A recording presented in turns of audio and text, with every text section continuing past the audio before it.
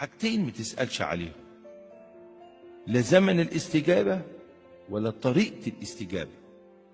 يستجيب ازاي هو عارف، امتى هو يحدد. طب ما يمكن تقول لي ممكن يستجيب بعد فوات الأوان، لا، هو ضابط الكل.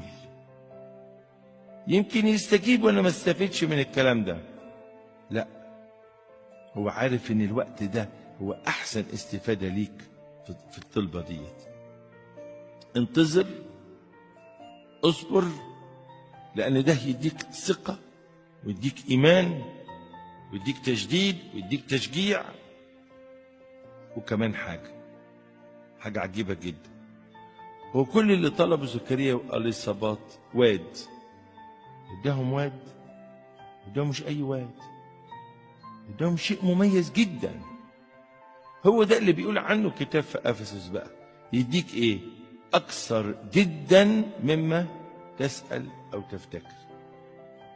وعايز اقول لك ان لما الاستجابة بتتأخر اعرف ان الإجابة فيما بعد هتكون اعظم مما طلبت. شوف كده ابراهيم وسارة، مفيش، الدنيا تتأخر، يجي مين؟ اسحاق.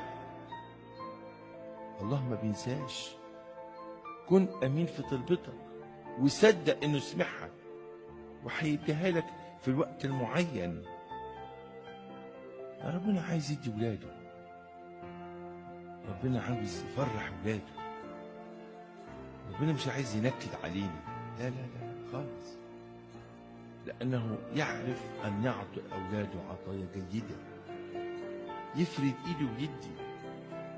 فخد الكلام ده النهارده بهذا الوعد، طلبتك قد سمعت، خلاص متقلقش.